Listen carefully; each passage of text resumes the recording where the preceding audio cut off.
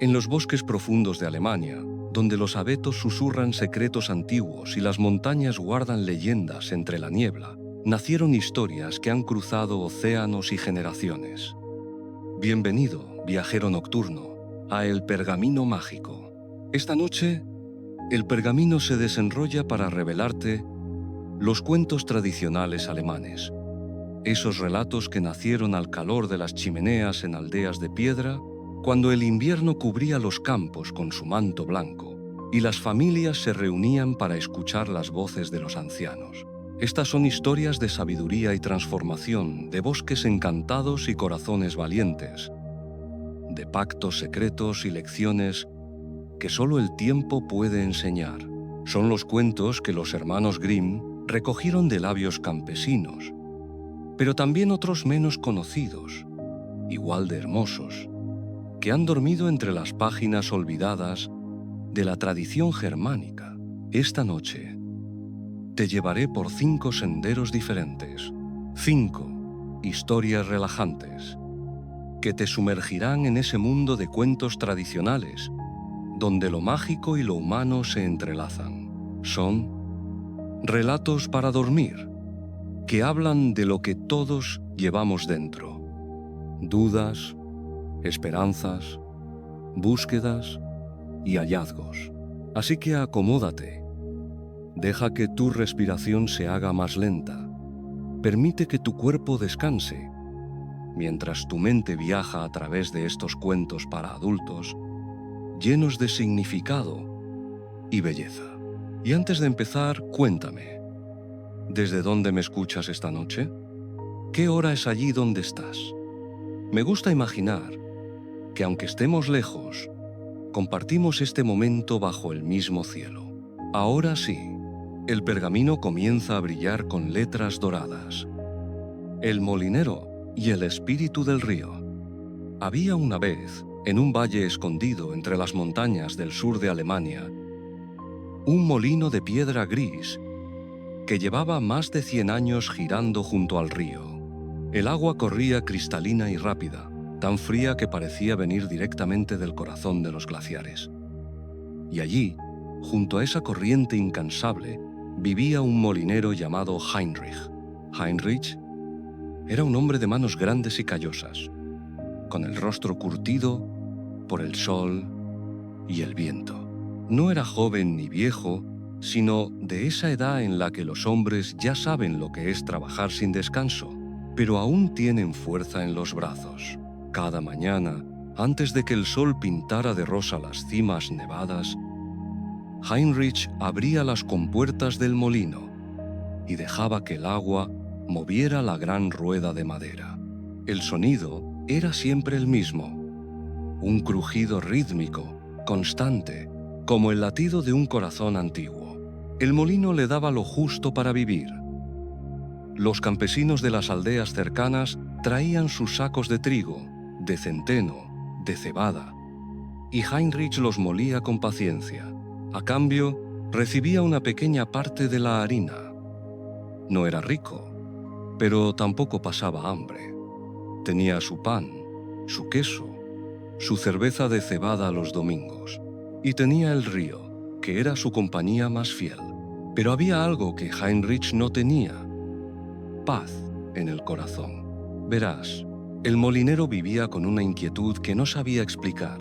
Por las noches, cuando el molino se detenía y el silencio llenaba el valle, se sentaba junto a la ventana y miraba el agua correr bajo la luz de la luna, y se preguntaba si eso era todo, si su vida sería siempre la misma rueda girando, las mismas piedras moliendo, el mismo camino de tierra que llevaba a las mismas aldeas.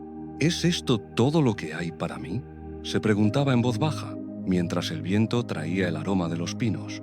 Una noche de primavera, cuando los campos empezaban a reverdecer y el aire olía a tierra húmeda y flores silvestres, Heinrich no pudo dormir.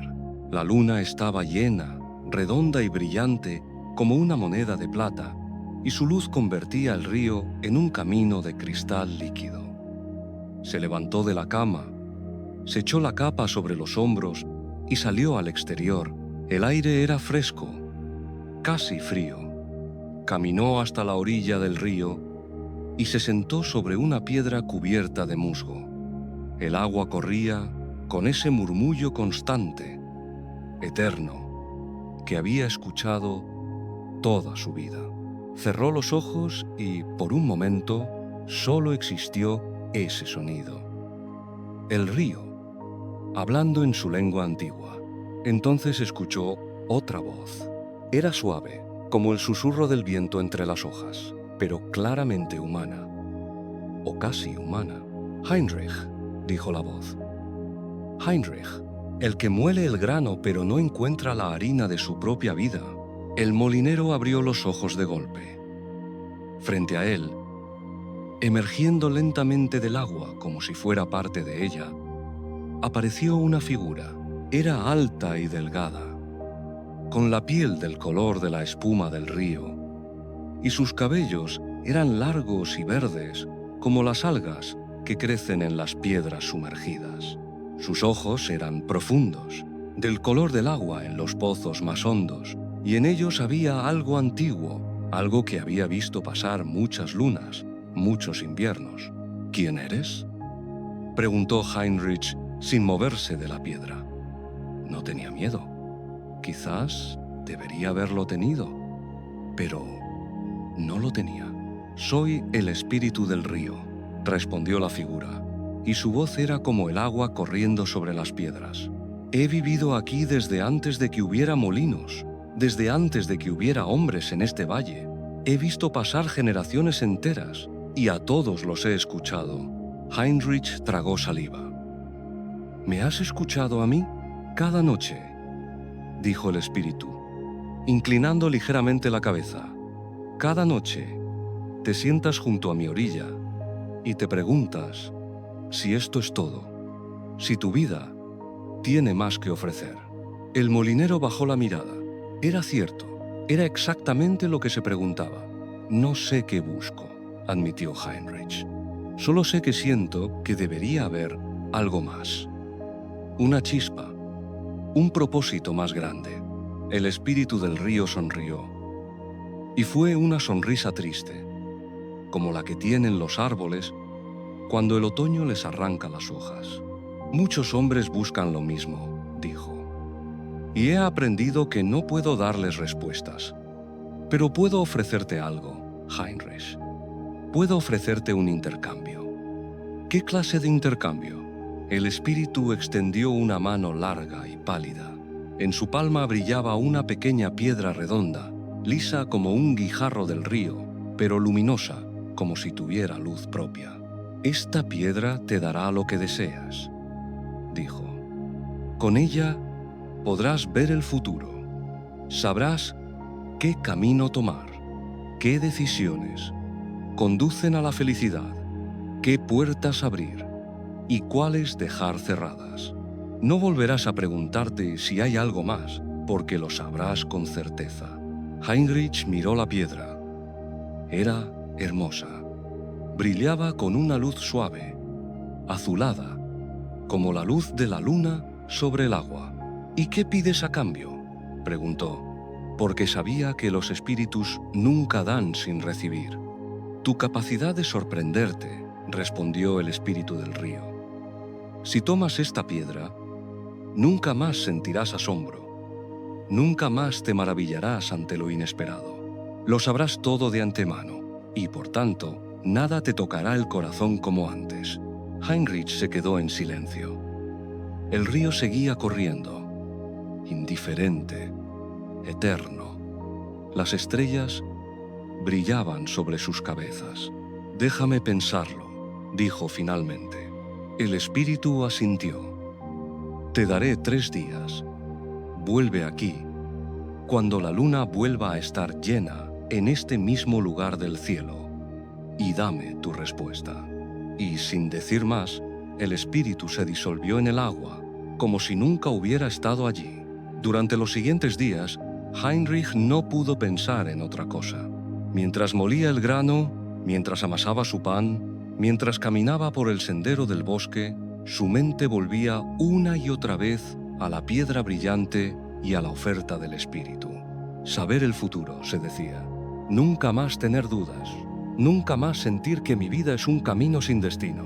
Pero algo lo detenía, algo pequeño, como una piedrecita en el zapato, que no le dejaba estar del todo seguro. El tercer día, una niña pequeña llegó al molino con su padre. Era la primera vez que venía. Tendría unos 6 o 7 años, con trenzas rubias y ojos grandes y curiosos. Mientras su padre hablaba con Heinrich sobre la molienda, la niña se acercó a la rueda del molino y se quedó mirándola girar, fascinada. «Mira, papá», gritó, señalando. «El agua empuja la rueda, es como magia». El padre sonrió con cansancio. «No es magia, hija. Es solo mecánica». Pero la niña no escuchaba. Seguía mirando la rueda con los ojos muy abiertos, con esa capacidad infinita de maravillarse que tienen los niños. Y Heinrich, al verla, sintió algo en el pecho. Recordó cuando él tenía esa edad. Recordó la primera vez que su padre le había mostrado cómo funcionaba el molino y cómo él se había quedado boquiabierto, incapaz de creer que algo tan simple como el agua pudiera mover algo tan pesado como una rueda de madera. Esa noche, cuando la luna volvió a estar llena, Heinrich bajó al río. El espíritu lo esperaba, emergiendo de las aguas con la misma calma de antes. «¿Has tomado tu decisión?», preguntó. Heinrich asintió. «Sí, no quiero la piedra». El espíritu ladeó la cabeza, sorprendido. «¿Estás seguro? Podrías tener certeza, propósito, claridad». «Lo sé», dijo Heinrich. «Pero también perdería algo más valioso. Hoy vi a una niña maravillarse con la rueda del molino, algo que yo veo todos los días y que ya no me sorprende. Y me di cuenta de que eso es lo que me falta, no saber el futuro, sino volver a ver lo que ya tengo con ojos nuevos». El espíritu sonrió, y esta vez fue una sonrisa verdadera, cálida. «Eres más sabio de lo que crees, Heinrich. Muchos toman la piedra y todos terminan vacíos». El molinero miró el río, su río, el que había escuchado toda su vida, y por primera vez en mucho tiempo realmente lo escuchó. El murmullo constante, el canto antiguo, y le pareció hermoso. «Gracias», le dijo el espíritu, «por ofrecerme la elección». Y el espíritu del río desapareció en la corriente, dejando solo el sonido del agua y la luz de la luna. Desde esa noche, Heinrich siguió siendo molinero. Siguió moliendo grano, haciendo pan, viviendo su vida sencilla. Pero algo había cambiado. Ahora, cada mañana, cuando abría las compuertas, lo hacía con atención. Observaba cómo el agua movía la rueda. Escuchaba el crujido de la madera. Sentía el olor de la harina recién molida y se daba cuenta de que su vida, esa vida que había creído pequeña, estaba llena de pequeños milagros que había dejado de ver. A veces, lo que buscamos no es un futuro más grande, sino ojos más atentos para ver la magia que ya habita en nuestro presente. La certeza puede darnos dirección, pero el asombro nos da vida. Y así, viajero, termina la historia del molinero y el espíritu del río. Pero el pergamino sigue abierto y las letras doradas ya comienzan a formar un nuevo relato, uno que nos llevará más profundo aún, en los bosques de Alemania, donde las raíces son antiguas y las lecciones eternas. La tejedora de niebla. En las tierras altas de Baviera, donde las montañas se elevan hasta tocar las nubes y los valles se llenan de niebla cada amanecer, existía una aldea tan pequeña que no aparecía en ningún mapa. Las casas eran de madera oscura y techos inclinados, construidas para soportar el peso de la nieve en invierno. Y en esa aldea vivía una mujer llamada Greta. Greta era tejedora. Sus manos, delgadas y ágiles, Conocían el lenguaje de los hilos como otros conocen las palabras. Desde niña había aprendido el oficio de su abuela y luego de su madre. Y ahora, siendo ya una mujer de mediana edad, tejía mantas, chales, tapices que vendía en el mercado de la aldea vecina, a 2 horas de camino montaña abajo. Vivía sola en una cabaña al borde del bosque, donde los abetos crecían tan juntos que apenas dejaban pasar la luz del sol.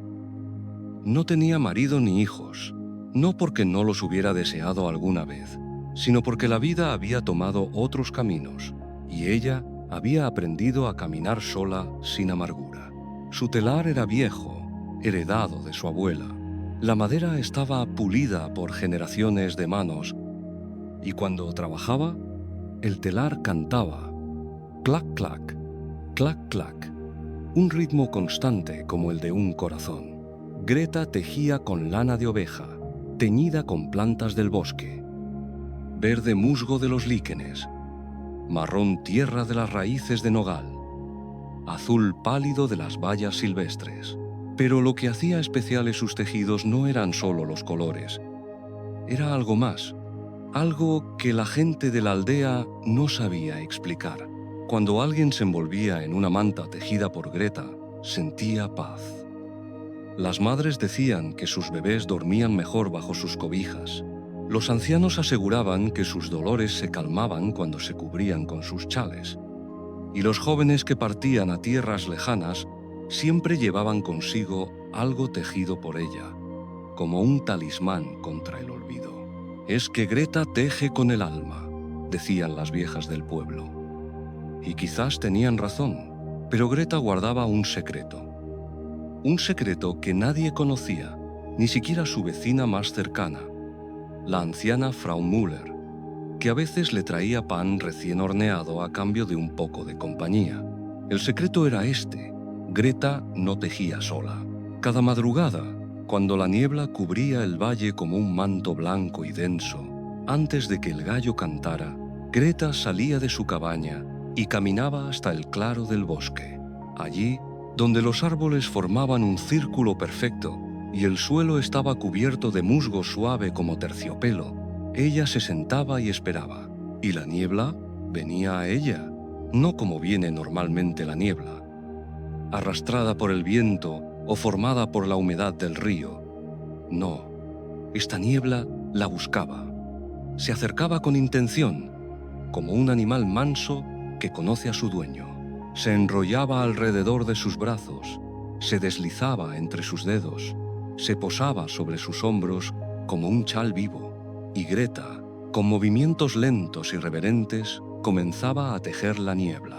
Sus manos se movían en el aire, sin telar, sin lana, solo sus dedos trazando patrones invisibles, entrelazando hebras de niebla como si fueran hilos. Y la niebla obedecía, se entretejía, se enroscaba, tomaba forma bajo sus manos. Cuando terminaba, la niebla se disolvía, regresaba al valle, a las montañas, al aire. Pero algo quedaba, algo imperceptible que Greta llevaba consigo de vuelta a la cabaña, y cuando se sentaba frente a su telar y comenzaba a trabajar con la lana verdadera, ese algo se transfería, se tejía en los hilos, se ocultaba en las tramas. Por eso sus tejidos traían paz, por eso consolaban, porque llevaban en ellos un fragmento de la niebla del amanecer, que es la hora más silenciosa, la más cercana a los sueños. Greta había aprendido esto de su abuela, quien lo había aprendido de la suya, en una cadena que se perdía en el tiempo. Era un don, o quizás una maldición. Nunca había estado segura. Un día de otoño, cuando las hojas de los arces se volvían doradas y el aire olía a tierra mojada y a humo de leña, llegó a la aldea un forastero. Era un hombre joven, de ojos grises y cabello oscuro, vestido con ropas de viaje polvorientas. Traía consigo una mochila grande y un violín en un estuche de cuero desgastado. Dijo llamarse Thomas y que venía de las ciudades del norte, de lugares donde había fábricas y trenes de vapor y calles pavimentadas. «Soy músico», explicó en la taberna, donde había pedido una habitación para pasar la noche. «Voy de pueblo en pueblo, tocando en plazas y mercados a cambio de unas monedas». Esa noche tocó para los aldeanos y fue hermoso. El violín cantaba con una voz que parecía humana, llena de nostalgia y de anhelo. Las notas flotaban en el aire como pájaros. Algunos lloraron, otros simplemente cerraron los ojos y escucharon, sintiendo cosas que no tenían nombre. Cuando terminó, todos aplaudieron. Y Greta, que había ido a la taberna solo para escuchar, sintió algo extraño en el pecho. Algo que no había sentido en mucho tiempo. Era como un hilo tirando de ella, llamándola. Al día siguiente, Thomas no se marchó. Se quedó una semana más. Luego un mes. Decía que le gustaba la aldea, que el aire de las montañas era bueno para su salud, que quería descansar de tanto viajar. Pero Greta sabía la verdad.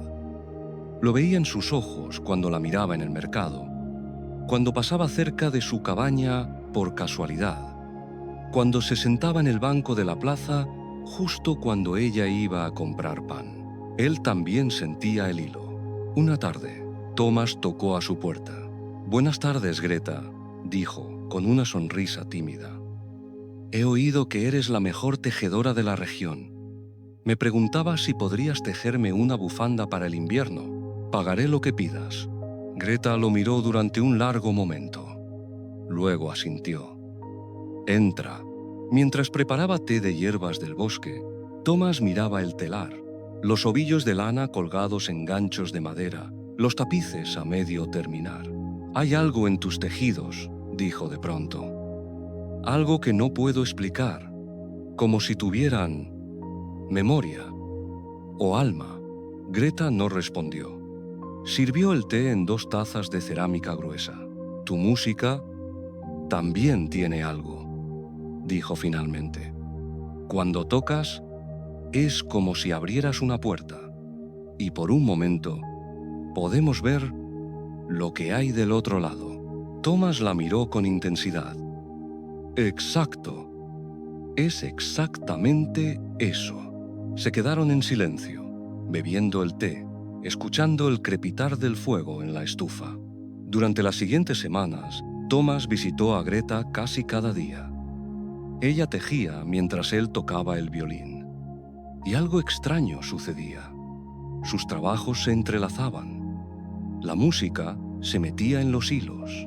Los colores de la lana parecían danzar al ritmo de las notas. Una madrugada, Thomas la siguió.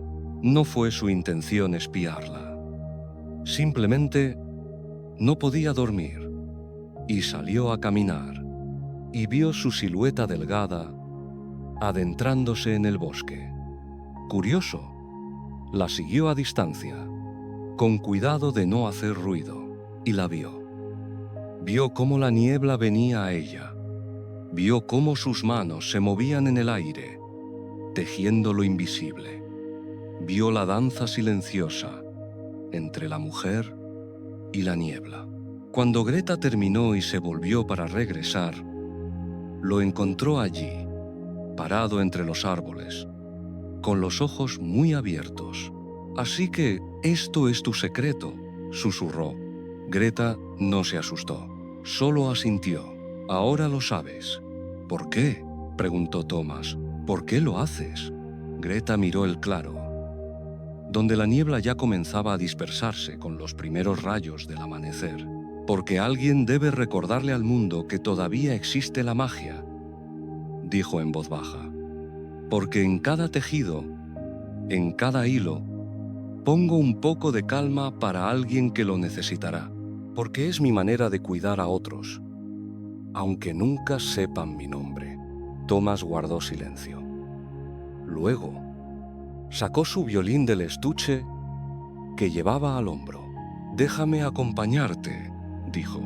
Y allí, en el claro del bosque, mientras la niebla se arremolinaba y la luz del día comenzaba a romper entre los árboles, Thomas tocó su violín y Greta tejió la niebla. Y por primera vez en su vida, no estaba sola en su secreto. La música y la niebla se entrelazaron. Las notas se volvieron visibles, hebras plateadas que Greta tejía con manos expertas. Y cuando terminaron, ambos supieron que habían creado algo único, algo que ninguno podría haber hecho solo. Thomas se quedó en la aldea. No se marchó nunca más, y cada madrugada, él y Greta iban juntos al claro. Él tocaba, ella tejía, y sus trabajos, ahora unidos, traían al mundo un poco más de belleza, un poco más de paz. Los aldeanos nunca supieron exactamente qué había cambiado. Solo sabían que las mantas de Greta parecían aún más cálidas, sus tapices aún más hermosos, y cuando Thomas tocaba su violín en la plaza, las notas parecían quedarse flotando en el aire mucho después de que la música terminara, como si no quisieran irse. Greta y Thomas nunca se casaron, pero vivieron juntos en la cabaña al borde del bosque. Y cuando ambos eran ya ancianos, de cabellos blancos como la niebla que tejían cada madrugada, seguían saliendo al claro, más lentos, más cansados, pero con la misma devoción, porque habían aprendido que la magia no es solo lo que hacemos. Y cuando Greta murió, en una noche tranquila de invierno, con la nieve cayendo suave sobre el tejado, Thomas salió al claro por última vez. Tocó una canción de despedida, y la niebla vino, como siempre había venido, pero esta vez también trajo una forma, una silueta delgada, con manos ágiles que se movían en el aire. Thomas sonrió entre las lágrimas. Ella todavía estaba tejiendo, y él todavía tocaba para ella. La verdadera magia no está en lo extraordinario que hagamos, sino en compartir nuestros dones con alguien que entienda su valor. Y el amor, cuando es verdadero, no necesita palabras ni promesas, solo presencia, solo el deseo de crear belleza juntos, cada día, hasta que los días se acaben. El segundo relato se cierra como un libro que vuelve al estante, pero el pergamino ya empieza a brillar con nuevas letras, y el próximo cuento te espera, viajero, uno que nos hablará de decisiones difíciles y de lo que significa realmente la libertad. El cazador y el ciervo de plata. En lo más profundo de la selva negra, donde los árboles crecen tan altos que sus copas rozan las nubes y la luz del sol apenas alcanza el suelo del bosque, vivía un cazador llamado Wilhelm. Wilhelm era conocido en todas las aldeas cercanas como el mejor cazador de la región. Tenía un ojo certero, una mano firme, y conocía el bosque como otros conocen las habitaciones de su propia casa. Sabía dónde bebían los ciervos al amanecer, dónde dormían los jabalíes en las tardes calurosas, qué senderos seguían los zorros cuando la luna estaba llena. No cazaba por placer, cazaba por necesidad. La carne alimentaba a su familia, su esposa Anna y sus 3 hijos pequeños. Las pieles las vendía en el mercado para comprar harina, sal, las pocas cosas que no podían cultivar en su pequeño huerto. Era una vida dura, pero honesta.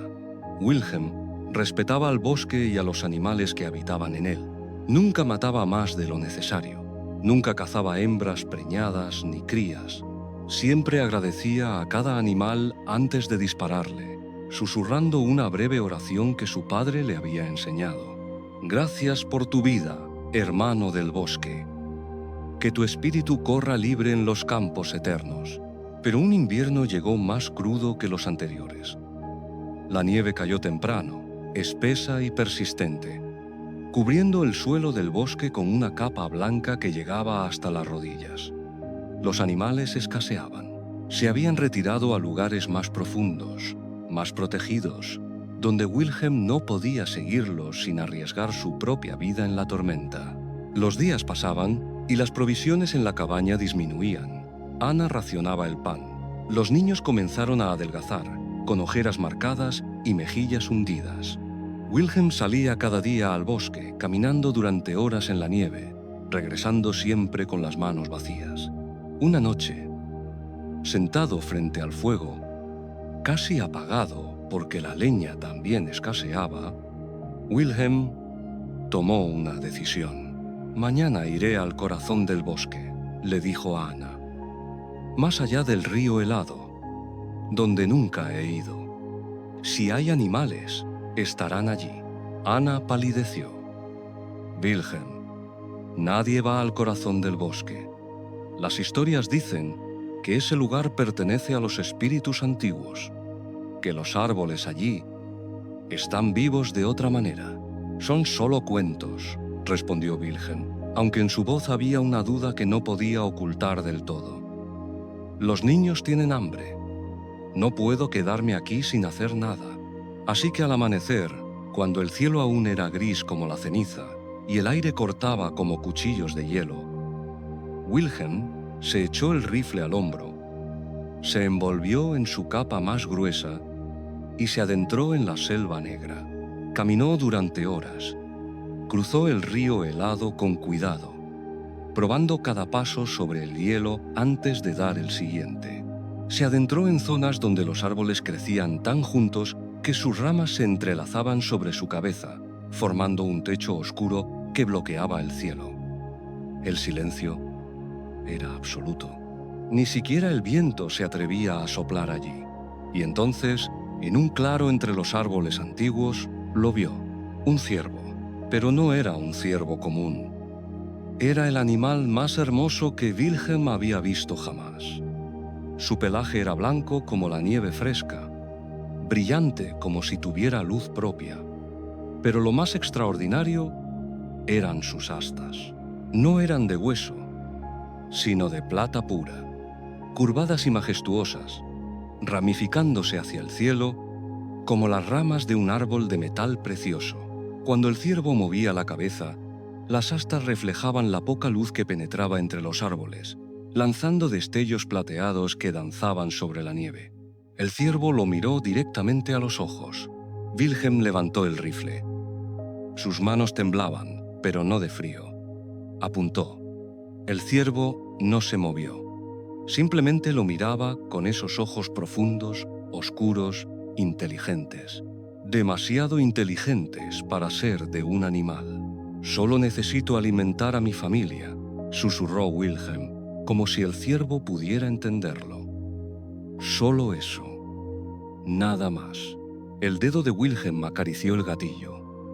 Un disparo. Sería rápido. El ciervo no sufriría. Y esa carne, alimentaría a sus hijos durante semanas. Y las astas de plata, con ellas, podría comprar provisiones para todo el invierno. Quizás, incluso para la próxima primavera. Pero no disparó. Algo lo detenía. Algo en la mirada del ciervo. Algo en la quietud antinatural del bosque.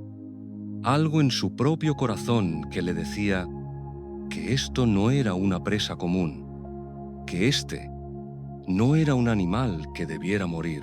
Bajó el rifle lentamente. «Vete», le dijo al ciervo. «Vete antes de que cambie de opinión». El ciervo inclinó la cabeza como asintiendo. Luego se volvió y comenzó a caminar hacia la espesura del bosque. Pero después de unos pasos, se detuvo. Miró hacia atrás, directamente a Wilhelm, y entonces habló. Sí, habló. Con una voz profunda y resonante que parecía venir de la tierra misma. «Has elegido bien, cazador. Sígueme». Wilhelm se quedó paralizado. Su mente le decía que corriera, que huyera de este lugar maldito. Pero sus pies no le obedecían. Y algo más profundo, algo en su alma, le decía que confiara. Siguió al ciervo. Caminaron durante lo que parecieron horas, aunque el tiempo en ese lugar parecía comportarse de manera extraña. El bosque cambiaba a su alrededor. Los árboles se volvían aún más antiguos, con troncos tan anchos que 10 hombres con los brazos extendidos no podrían rodearlos. Sus raíces emergían del suelo como serpientes de madera, retorcidas y cubiertas de musgo brillante. Finalmente llegaron a otro claro, y en el centro del claro había un árbol diferente a todos los demás. Era un roble, pero tan viejo que parecía llevar allí desde el principio de los tiempos. Su tronco estaba hueco, y dentro del hueco brillaba una luz dorada, cálida. El ciervo se detuvo frente al árbol y se volvió hacia Wilhelm. «Entra», dijo simplemente. Wilhelm, sintiendo que ya había cruzado el umbral de lo posible y ya nada podía sorprenderlo, entró en el árbol. Dentro no había oscuridad, sino luz, una luz suave que no lastimaba los ojos. Y en el centro, colgando de una rama que crecía en el interior del tronco hueco, había un saco de tela áspera. «Tómalo», dijo la voz del ciervo desde afuera. «Es tu recompensa por respetar lo sagrado. Dentro encontrarás lo que necesitas para el invierno. Pero escucha bien, cazador. Nunca más podrás venir a este lugar y nunca debes hablar de lo que has visto aquí. Si lo haces, todo lo que te he dado desaparecerá como el rocío bajo el sol». Wilhelm tomó el saco. Era pesado. Lo abrió y miró dentro. Había pan, queso, carne seca, sal, granos, incluso algunas monedas de plata, lo suficiente para alimentar a su familia todo el invierno. «Gracias», susurró con lágrimas en los ojos. «Gracias. No me agradezcas a mí», respondió el ciervo. «Agradécete a ti mismo. Tuviste hambre, tuviste necesidad, tuviste el arma en las manos, pero elegiste la compasión sobre la desesperación. Esa es una fuerza mayor que cualquier magia del bosque». Wilhelm salió del árbol, pero cuando miró atrás para ver una última vez al ciervo de plata, no había nadie. Solo el bosque silencioso y la nieve cayendo suavemente entre los árboles. Regresó a su cabaña. Anna lloró de alivio al verlo. Los niños rieron y comieron hasta saciarse. Y Wilhelm guardó el secreto, como había prometido. Pero algo cambió en él después de ese día. Siguió siendo cazador. Seguía saliendo al bosque. Seguía trayendo carne para su familia. Pero ahora, antes de cada disparo, miraba realmente al animal. Lo veía no solo como alimento, sino como un ser vivo, como un hermano del bosque, igual que él. Nunca volvió al corazón de la selva negra. Nunca buscó al ciervo de plata, pero a veces, en las noches claras de invierno, cuando la luna llena brillaba sobre la nieve, Wilhelm salía de su cabaña y miraba hacia el bosque profundo, y podía jurar que, entre los árboles distantes, veía un brillo plateado, las astas del ciervo, reflejando la luz de la luna, un recordatorio silencioso de que en el mundo aún existía lo sagrado, y de que la verdadera fuerza no está en tomar, sino en saber cuándo soltar. Los años pasaron. Wilhelm envejeció. Sus hijos crecieron y tuvieron sus propios hijos. Y cuando ya era un anciano, sentado junto al fuego en las noches de invierno, sus nietos le pedían historias. «Abuelo, cuéntanos de tus cacerías, de los animales que viste». Y Wilhelm les contaba de lobos y de jabalíes, de zorros astutos y de osos feroces. Pero nunca, nunca mencionó al ciervo de plata, hasta la noche antes de morir. Esa noche reunió a toda su familia. Su esposa Anna, ya anciana también, sus hijos adultos, sus nietos, y les contó la historia completa. el invierno cruel, el hambre, la decisión de ir al corazón del bosque, el ciervo de plata, la elección que tuvo que hacer, el regalo que recibió. ¿Por qué nos lo cuentas ahora, abuelo?, preguntó su nieta menor. Si prometiste guardar el secreto. Wilhelm sonrió, con esa sonrisa cansada de quien sabe que su tiempo se acaba, porque el ciervo me dijo que no podía hablar mientras viviera de lo que me dio. Pero ese invierno terminó hace décadas. Ya no vivo de aquel regalo. Vivo de lo que aprendí. Y eso sí puedo compartirlo. ¿Qué aprendiste, abuelo? Wilhelm miró el fuego, como si pudiera ver en las llamas todas las decisiones de su vida. Que siempre hay una elección, incluso cuando creemos que no la hay, incluso cuando el hambre aprieta y la necesidad grita. Siempre podemos elegir entre tomar y respetar, entre la desesperación y la esperanza. Y que esa elección define quiénes somos realmente. Esa noche, Wilhelm se durmió en su silla junto al fuego y no despertó. Pero cuentan que a la mañana siguiente, cuando fueron a preparar su cuerpo, encontraron algo extraño. En su mano cerrada había un solo pelo, un pelo blanco como la nieve, brillante como la plata. Un último regalo del ciervo, un último recordatorio de que la magia existe para aquellos que tienen ojos para verla y corazón para respetarla. La verdadera libertad no está en tomar todo lo que podemos, sino en elegir qué dejamos ir.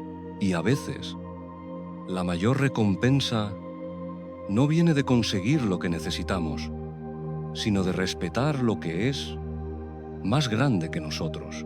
Porque en el momento en que elegimos la compasión sobre la supervivencia, nos convertimos en algo más que simples sobrevivientes. Nos convertimos en seres dignos de la magia del mundo. Y así, viajero de la noche, se cierra la historia del cazador y el ciervo de plata. El pergamino se enrolla por un momento, descansando, pero pronto volverá a abrirse, porque aún quedan historias por contar. Historias que te llevarán a lugares donde las decisiones son difíciles y las verdades complejas. El relojero de Nuremberg. En la antigua ciudad de Nuremberg, con sus torres puntiagudas y sus calles empedradas que serpentean como ríos de piedra, había una tienda de relojes que llevaba más de 200 años en el mismo lugar. La tienda estaba en una esquina de la plaza del mercado, en un edificio de entramado de madera tan viejo que sus vigas se inclinaban ligeramente hacia la izquierda, como un anciano cansado. En el escaparate de la tienda había relojes de todos los tamaños y formas. Relojes de pared con péndulos de bronce que oscilaban hipnóticamente. Relojes de mesa con esferas de porcelana pintada a mano. Pequeños relojes de bolsillo con cadenas de plata. Y en lo alto, presidiendo el escaparate como un rey en su trono, un reloj astronómico que mostraba no solo la hora, sino también las fases de la luna, el movimiento de las estrellas y el paso de las estaciones. El dueño de la tienda se llamaba Matthias Engelhardt. Era el último de una larga línea de relojeros. Su bisabuelo había abierto la tienda. Su abuelo la había expandido. Su padre la había mantenido con orgullo. Y ahora, Matthias, un hombre de 50 años con gafas de montura dorada y dedos manchados de aceite de relojería, trabajaba solo en el taller del fondo, rodeado del tic-tac constante de 100 relojes diferentes. Tic-tac, tic-tac, tic-tac. Era el sonido de su vida. El ritmo bajo el cual respiraba, comía, dormía. Para otros, podría haber sido enloquecedor. Para Matthias, era una sinfonía. Cada reloj tenía su propio tempo, su propia voz, y él los conocía a todos. Podía distinguir, con los ojos cerrados, cuál se había adelantado un segundo, cual se había atrasado medio minuto, Matías vivía para los relojes. Se levantaba antes del amanecer y trabajaba hasta mucho después del anochecer. No tenía esposa. Había tenido una novia en su juventud, una muchacha llamada Elise, de mejillas rosadas y risa fácil. Pero ella se había cansado de esperar a que él encontrara tiempo entre los engranajes y las ruedas dentadas. Se había casado con un comerciante de telas y ahora tenía 5 hijos. Matías no la culpaba. Sabía que su devoción a los relojes era absoluta, casi obsesiva. Los relojes no discutían, no exigían, no se quejaban. Solo marcaban el tiempo con honestidad perfecta. Y había algo reconfortante en eso, algo seguro, pero en lo profundo de su corazón, en un lugar que raramente se permitía visitar, Matías sabía que estaba solo, que las manecillas que tanto amaba también eran las barreras que había construido entre él y el resto del mundo. Una tarde de noviembre, cuando las primeras nieves comenzaban a caer sobre los tejados de la ciudad, una niña entró en la tienda. Tendría unos 8 años, con el cabello castaño despeinado y mejillas enrojecidas por el frío. Llevaba un abrigo remendado y zapatos que parecían 2 tallas más grandes de lo que debían. Miró el escaparate con ojos enormes, llenos de asombro. «Disculpe, señor», dijo con una vocecita tímida. «Mi madre dice que usted puede arreglar relojes». Matías levantó la vista de la rueda dentada que estaba puliendo. «Así es. ¿Tienes un reloj que necesita reparación?» La niña asintió y sacó de su bolsillo un reloj de bolsillo viejo. Era de latón, opaco por el tiempo, con la cadena rota. Lo puso sobre el mostrador con cuidado, como si fuera de cristal. «Era de mi abuelo», explicó. «Se rompió hace mucho tiempo. Mi madre dice que no tenemos dinero para arreglarlo, pero yo quería saber cuánto costaría. He estado ahorrando». Sacó un puñadito de monedas. Eran apenas unos pocos pfennigs, ni siquiera suficiente para comprar un trozo de pan. Matías tomó el reloj y lo examinó. La caja estaba abollada. La maquinaria interior, cuando la abrió con cuidado, estaba llena de polvo y óxido. Algunos engranajes faltaban, otros estaban rotos. No era una reparación sencilla. Tomaría horas, quizás días. «Lo siento», dijo, con la voz más amable que pudo. «Esto costaría más de lo que tienes. Mucho más». La cara de la niña se descompuso. Sus ojos se llenaron de lágrimas que intentó contener parpadeando rápidamente. «Entiendo», susurró. Tomó el reloj de nuevo y lo guardó en su bolsillo. «Gracias de todos modos, señor». Se volvió para irse, pero cuando llegó a la puerta, se detuvo. Sin volverse, dijo en voz muy baja: «Mi abuelo murió el año pasado, y este reloj era lo único que quedaba de él. Mi madre dice que los recuerdos viven en el corazón, no en las cosas. Pero yo quería escuchar su tic-tac otra vez, aunque fuera una vez, para recordar cómo sonaba cuando él me lo mostraba». Y se fue. Matías se quedó allí, de pie detrás del mostrador, mirando la puerta cerrada. El tic-tac de los 100 relojes llenaba el silencio. Pero de repente, ese sonido que tanto amaba le pareció vacío, hueco. Esa noche no pudo trabajar. Se sentó en su taller, con las herramientas organizadas delante de él. Pero sus manos no se movían. Seguía viendo la cara de la niña. Seguía escuchando su voz, para recordar cómo sonaba cuando él me lo mostraba. Al día siguiente, cuando abrió la tienda, Matías tomó una decisión. Cerró el cartel de abierto y puso otro que decía «Cerrado por reparaciones». Luego subió a su taller y comenzó a buscar. Le tomó 2 horas encontrarla. vivía en las afueras de la ciudad, en un edificio de apartamentos donde las escaleras crujían y las paredes estaban manchadas de humedad. Tocó a la puerta del tercer piso. La niña abrió. Su cara se iluminó de sorpresa. «Señor relojero, olvidaste esto en mi tienda», mintió Matías, sacando de su bolsillo el reloj de bolsillo. «Y pensé que debería devolvértelo personalmente». La niña frunció el ceño, confundida. «Pero yo no lo. Y ya que estoy aquí», continuó Matías, «pensé que podría echarle un vistazo. Sin costo. Llevo toda la semana sin tener mucho trabajo y necesito practicar con relojes antiguos». No era verdad. Tenía docenas de reparaciones esperando.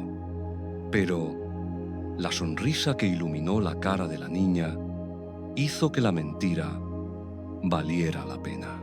Durante los siguientes 5 días, Matías trabajó en el reloj del abuelo. Lo desmontó pieza por pieza. Limpió cada engranaje con paciencia infinita. Reemplazó las piezas rotas con otras de su colección personal, guardadas durante décadas. Pulió la caja hasta que volvió a brillar. Reparó la cadena con eslabones de plata que había fundido él mismo. Y cuando finalmente le dio cuerda y escuchó el primer tic-tac, sintió algo que no había sentido en años. Una alegría que no venía de la perfección técnica, sino de saber que ese sonido haría feliz a alguien. Cuando le devolvió el reloj a la niña, ella lloró, pero esta vez de felicidad. Lo sostuvo contra su oído, escuchando el tic-tac, y sonrió con los ojos cerrados. «Suena exactamente como lo recordaba», susurró. Su madre, una mujer delgada de ojos cansados, intentó pagarle. Matías rechazó el dinero. «Ya me pagaron», dijo, mirando la sonrisa de la niña. «Más de lo que imaginan». Regresó a su tienda. Pero algo había cambiado. El tic-tac de los 100 relojes ya no sonaba igual. Ahora escuchaba en ellos no solo la precisión mecánica, sino las vidas que tocaban, las personas que los miraban cada mañana, los momentos que marcaban, las memorias que guardaban. Y entonces tomó otra decisión. Al día siguiente, puso un anuncio en el periódico local. «Relojero experimentado repara relojes familiares sin costo para quienes no puedan pagar. Solo pido a cambio una historia. Cuénteme qué significa ese reloj para usted». Al principio, solo vinieron unos pocos. Un anciano con el reloj de pulsera que su padre le había regalado al regresar de la guerra. Una mujer con el reloj de su abuela, detenido exactamente en la hora en que había muerto, y que ella quería volver a poner en marcha porque sentía que así su abuela seguiría viviendo de alguna manera. Un joven con el reloj que su novia le había dado antes de irse a estudiar al extranjero y que quería tener funcionando para cuando ella regresara. Matías los escuchaba a todos. Y mientras escuchaba, mientras reparaba esos relojes llenos de significado, se dio cuenta de algo fundamental. El tiempo no era solo segundos y minutos. Era amor, era pérdida, era esperanza, era memoria. Los relojes que reparaba ya no eran solo máquinas. Eran recipientes de vidas humanas. Su tienda comenzó a cambiar. Ya no era solo un lugar donde se vendían y reparaban relojes. Se convirtió en un refugio donde la gente venía a compartir sus historias. Matías, el hombre que durante décadas había vivido solo entre engranajes, de repente se encontró rodeado de personas, de conversaciones, de risas y lágrimas, y descubrió que no estaba solo. Nunca lo había estado realmente, solo había olvidado mirar más allá de las manecillas del reloj. Un año después, en otra tarde de noviembre, la niña del reloj volvió a visitarlo. Había crecido un poco. Traía consigo un pastel que su madre había horneado. «Es para usted», dijo, poniendo el pastel sobre el mostrador. para agradecerle, no solo por el reloj, sino por recordarme que mi abuelo todavía está conmigo. Matías sonrió. Y en ese momento, rodeado del tic-tac de 100 relojes y del calor de la gratitud de una niña, supo que finalmente había encontrado lo que había estado buscando toda su vida sin saberlo. No era la perfección mecánica, no era dominar el arte de medir el tiempo. Era entender que el verdadero propósito del tiempo no es solo pasar, sino llenarlo de momentos que valgan la pena recordar. Y que la mejor manera de honrar el tiempo que tenemos es usarlo para tocar las vidas de otros. Los años pasaron. Matías envejeció. Sus manos temblaban ahora al trabajar en los engranajes más pequeños. Su vista ya no era tan aguda, pero su tienda seguía llena de relojes. Sí, pero sobre todo, llena de personas. Y cuando finalmente sus propias manecillas se detuvieron, cuando su propio tiempo se acabó, fue rodeado no de relojes silenciosos, sino de todas las personas cuyas vidas había tocado, todos los relojes que había reparado, todas las historias que había escuchado. En su funeral, alguien dijo: Matías pasó su vida midiendo el tiempo. Pero al final, lo que realmente hizo fue darle significado. Y en su tienda, que ahora heredó uno de los jóvenes aprendices que había entrenado, los 100 relojes siguieron marcando el tiempo. Tic-tac, tic-tac, tic-tac. Pero ahora, si escuchabas con atención, podías oír en ese sonido algo más que mecánica. Podías oír historias, podías oír vidas, podías oír el latido invisible de todo lo que realmente importa. Podemos pasar la vida dominando un oficio, perfeccionando una habilidad, construyendo muros de precisión y control, pero el verdadero maestro no es quien domina su arte, sino quien descubre que su arte es solo un puente hacia los demás. Porque al final, no importa cuánto tiempo tengamos, sino cómo lo llenamos. Y la mejor manera de llenar el tiempo es llenarlo de significado compartido, de conexiones humanas, de momentos que transforman tanto al que da como al que recibe. El cuarto relato se cierra, viajero nocturno, como un reloj que completa su ciclo, pero el pergamino aún brilla con letras que esperan ser leídas. Una última historia nos aguarda, una que cerrará este viaje por los cuentos alemanes con una verdad que todos necesitamos escuchar. La semilla del olmo eterno. Hace mucho tiempo, en las colinas suaves de Turingia, donde los campos de trigo ondulaban como mares dorados bajo el viento, y las aldeas se aferraban a las laderas como nidos de pájaros, existía un pueblo llamado Eichendorf. En el centro de ese pueblo, en la plaza donde se celebraban los mercados y las fiestas, crecía un olmo tan viejo que nadie recordaba cuándo había sido plantado. El olmo era inmenso. Su tronco medía más de 3 metros de diámetro, con la corteza rugosa y profundamente surcada como el rostro de un sabio anciano. Sus ramas se extendían en todas direcciones, creando una bóveda de hojas tan amplia que podía dar sombra a 50 personas a la vez. En verano, cuando el sol caía implacable sobre los campos, los aldeanos se reunían bajo sus ramas para descansar, conversar, tomar decisiones importantes.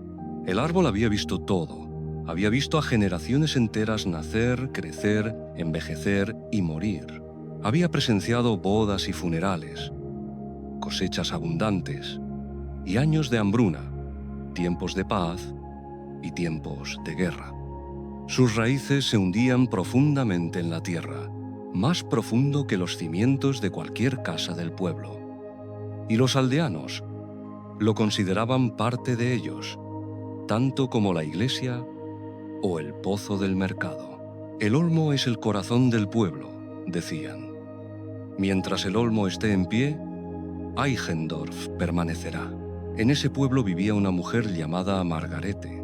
Era la guardiana del olmo, un título que se había pasado de madre a hija durante generaciones. Su trabajo era cuidar del árbol, asegurarse de que la tierra alrededor de sus raíces estuviera suelta y aireada, que ningún animal lo dañara, que las ramas muertas fueran podadas con cuidado. No era un trabajo remunerado, era un deber, un honor, una responsabilidad sagrada. Margarete amaba el olmo. Desde niña había pasado horas sentada bajo sus ramas, escuchando el susurro de las hojas, sintiendo la solidez de su tronco contra su espalda. Cuando su madre murió y ella heredó el título de guardiana, lo aceptó con orgullo. Era su manera de servir al pueblo, de mantener viva la tradición. Pero Margarete tenía un hijo. Se llamaba Jacob y era diferente a los otros jóvenes del pueblo. Jacob tenía 20 años, era alto y delgado, con ojos inquietos que siempre miraban más allá de las colinas, hacia el horizonte. Había aprendido a leer y escribir, algo poco común en el pueblo, gracias al viejo maestro que vivía en la aldea vecina. Y había leído sobre ciudades enormes, con universidades, con bibliotecas que contenían miles de libros, con oportunidades que nunca existirían en un pueblo pequeño como Eichendorf. Jacob quería irse. Lo había dicho una noche, durante la cena, mientras comían pan de centeno y sopa de verduras. «Madre, quiero ir a la ciudad, quiero estudiar, quiero ver el mundo más allá de estas colinas». Margarete había dejado de comer. Había mirado a su hijo con una mezcla de dolor y comprensión. «Este es tu hogar, Jacob. Tu lugar está aquí, con tu pueblo. Y algún día, cuando yo ya no esté, tú serás el guardián del olmo». «No quiero ser guardián del olmo», había respondido Jacob. Y las palabras salieron más duras de lo que pretendía. «Quiero ser algo más. Quiero tener una vida propia». Desde entonces, la tensión había crecido entre ellos como una grieta en la piedra. Margarete se aferraba a la tradición, al deber. Jacob se aferraba a sus sueños, a su libertad.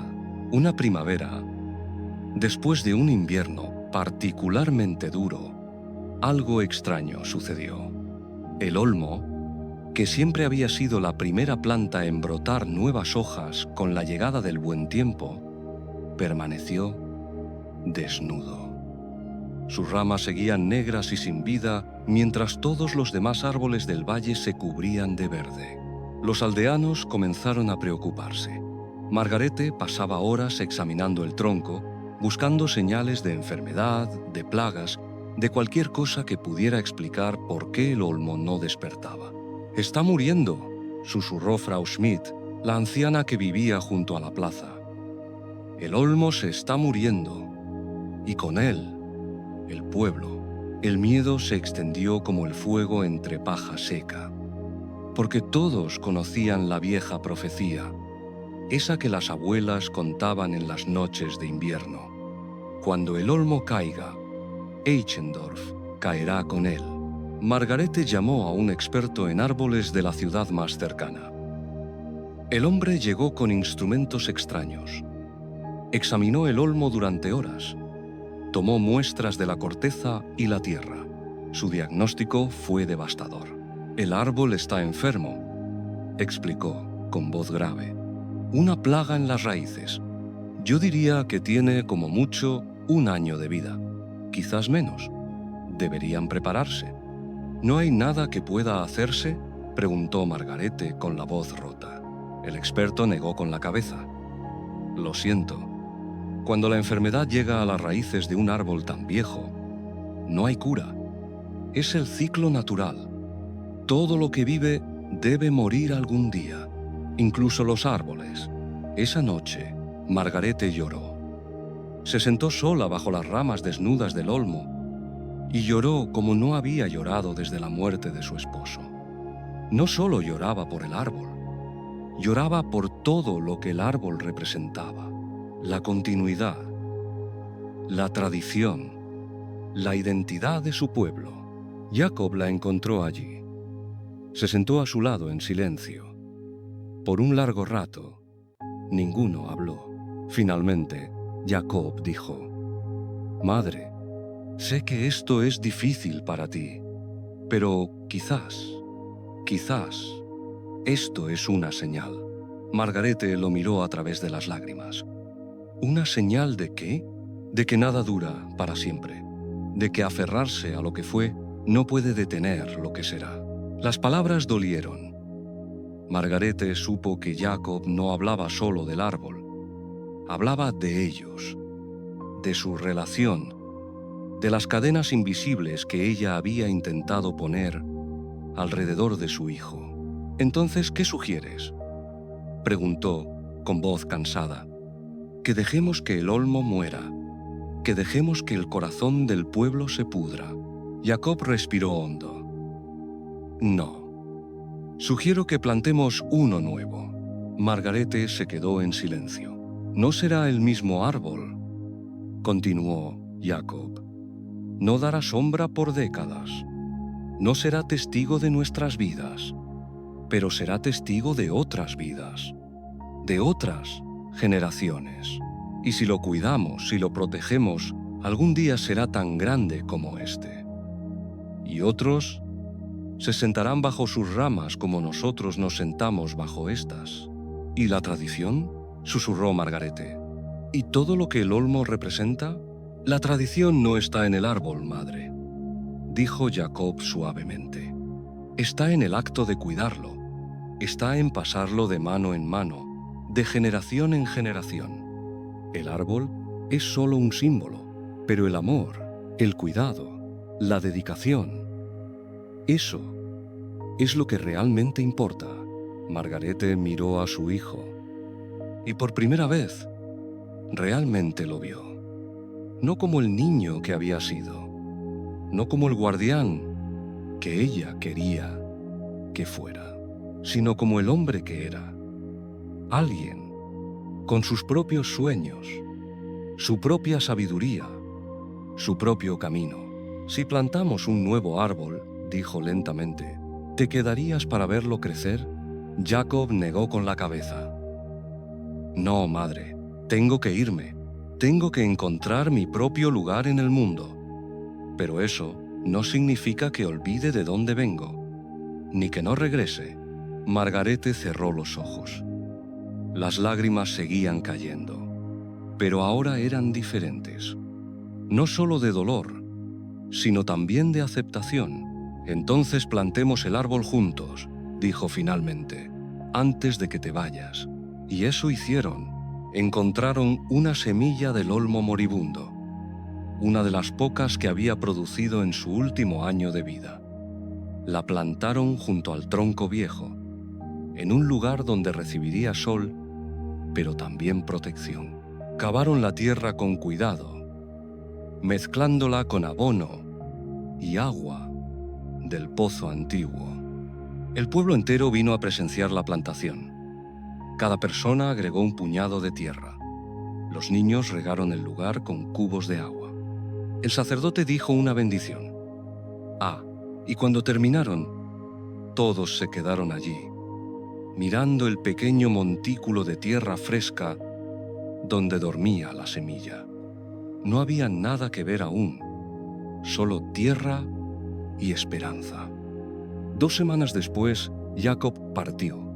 Abrazó a su madre en la plaza, bajo las ramas desnudas del olmo viejo. No dijo adiós, dijo hasta pronto. Los meses pasaron. El olmo viejo finalmente murió completamente.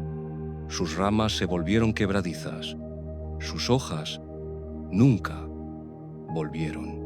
Y una mañana de otoño, durante una tormenta, el tronco antiguo se partió con un crujido como el de un trueno y cayó. El pueblo se reunió para verlo caer. Algunos lloraron, otros permanecieron en silencio, honrando la memoria de todas las vidas que el árbol había tocado. Pero junto al tronco caído, algo verde asomaba de la tierra. La semilla había germinado.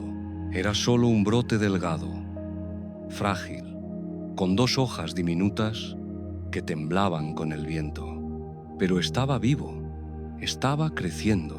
Margarete lo miró y sonrió. Por primera vez en meses, sonrió de verdad. «Aquí está», dijo en voz baja, «el nuevo corazón del pueblo». Ah, y se arrodilló para cuidarlo, como había cuidado del árbol viejo toda su vida. Los años pasaron. Jacob escribía cartas desde la ciudad. Había entrado en la universidad. Estudiaba historia y literatura. Hablaba de todo lo que estaba aprendiendo, de las personas que conocía, de los sueños que estaba alcanzando. Y cada carta terminaba de la misma manera. «¿Cómo está el árbol, madre?».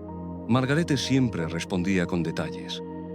Cuánto había crecido, cuántas hojas tenía, cómo los niños del pueblo jugaban alrededor de él, protegiéndolo como si fuera su hermano pequeño. 10 años después de plantarlo, el árbol ya era del tamaño de un hombre.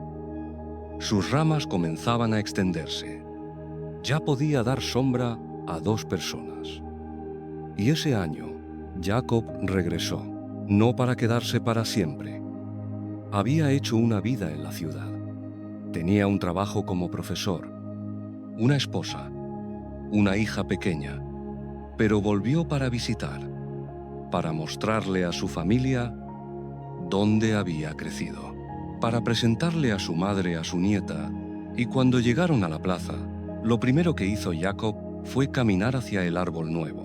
Lo tocó con reverencia, sintiendo la corteza joven bajo sus dedos.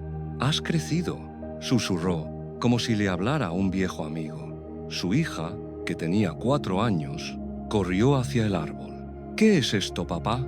«Es el corazón del pueblo», respondió Jacob. «Es donde todo comenzó. Es nuestro hogar». La niña tocó el árbol con sus manitas pequeñas. «¿Puedo trepar?» Jacob miró a su madre. Margarete sonrió. «Todavía no», dijo. «Aún es muy joven. Pero algún día, cuando seas grande, este árbol será tan alto que podrás sentarte en sus ramas, y tus hijos jugarán bajo su sombra, y sus hijos plantarán otro árbol cuando éste envejezca». La niña frunció el ceño, tratando de entender. «¿Y entonces este árbol morirá?» «Sí», dijo Jacob honestamente. «Todo lo que vive muere algún día, pero eso no significa que termine, porque antes de morir dejará semillas, y de esas semillas nacerán nuevos árboles. Y así continuará, para siempre, para siempre, para siempre». Margarete observó a su hijo enseñándole a su nieta sobre el árbol, y se dio cuenta de que él había sido correcto todo el tiempo. La tradición no estaba en quedarse, estaba en llevar consigo lo aprendido, en transmitirlo, en asegurarse de que, aunque las formas cambien, la esencia permanezca. Esa noche, Jacob y Margarete se sentaron juntos bajo el árbol joven, mirando las estrellas. «Gracias, madre», dijo Jacob. «¿Por qué?» «Por dejarme ir.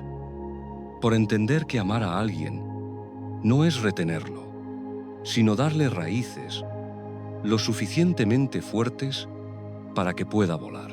Margarete tomó la mano de su hijo.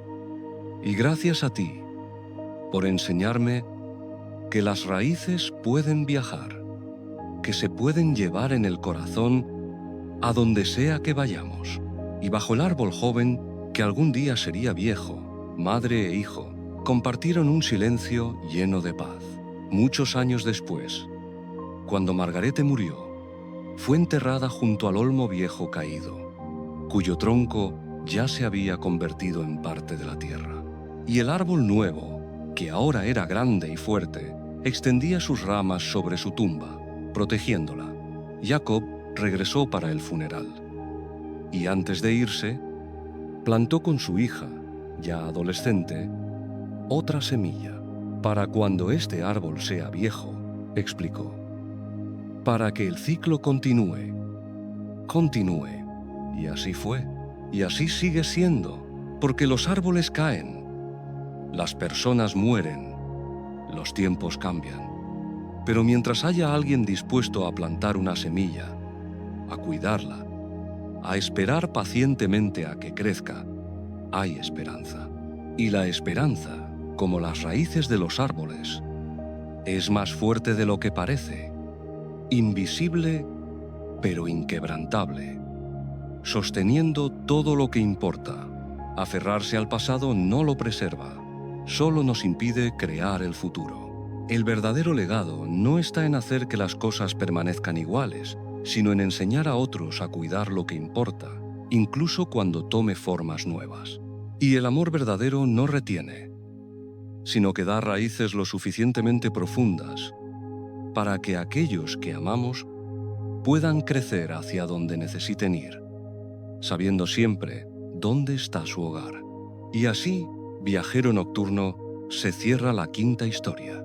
El Pergamino ha compartido sus 5 cuentos alemanes, cada uno un sendero diferente hacia la misma verdad, que la vida está llena de elecciones, de cambios, de finales y comienzos, y que la sabiduría no está en evitarlos, sino en aprender a navegarlos con gracia, con compasión, con los ojos abiertos a la magia que sigue existiendo en cada momento.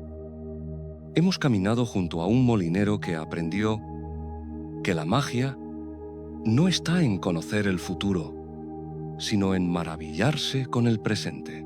Hemos tejido niebla con una mujer solitaria que descubrió que los dones se vuelven más hermosos cuando se comparten. Hemos seguido a un cazador que entendió que la verdadera fuerza está en saber cuándo soltar el gatillo. Hemos escuchado el tic-tac de 100 relojes con un hombre que aprendió que el tiempo solo tiene sentido cuando lo llenamos de conexión humana. Y hemos plantado una semilla junto a una madre que comprendió que el amor verdadero no retiene, sino que da raíces para que otros puedan volar. 5 historias, 5 verdades, pero en el fondo, todas hablan de lo mismo, de la transformación que ocurre cuando dejamos de aferrarnos a lo que creemos que debe ser y abrimos los ojos a lo que realmente es. Cuando elegimos la compasión sobre la certeza, cuando valoramos el asombro sobre el control, cuando entendemos que nada permanece igual y que eso no es una tragedia, sino el ritmo natural de la vida. Los cuentos alemanes, esos relatos nacidos en aldeas donde el invierno era largo y las noches oscuras, siempre han sabido esto. Siempre han entendido que la vida es dura, que las decisiones son difíciles, que a veces debemos elegir entre lo que queremos y lo que es correcto. Pero también nos recuerdan que en cada decisión, en cada pérdida, en cada final, existe la semilla de algo nuevo, de algo que puede crecer si lo cuidamos con paciencia. Esta noche, mientras tus ojos se cierran y tu respiración se hace más lenta, lleva contigo estas historias. No como lecciones que debes memorizar, sino como compañeras silenciosas que caminarán a tu lado, recordándote que la magia existe, que el amor transforma, que los finales son también comienzos y que siempre, siempre hay esperanza. Gracias por acompañarme en este viaje a través de El Pergamino Mágico. Si estas historias han tocado algo en tu corazón, si han iluminado, aunque sea un pequeño rincón de tu noche, te invito a que regreses. Cada semana, El Pergamino se desenrolla con nuevos relatos de tierras lejanas, de tradiciones antiguas, de sabiduría que atraviesa el tiempo. Y si aún estás despierto, con los ojos entreabiertos y la mente flotando entre el sueño y la vigilia, suscríbete. Acompáñanos en cada nuevo viaje. Deja que estas historias te arropen, semana tras semana, como mantas tejidas con niebla y propósito. Hasta que nos volvamos a encontrar, que tus sueños sean tranquilos y tus mañanas luminosas. Gute Nacht, viajero del pergamino. Descansa bien.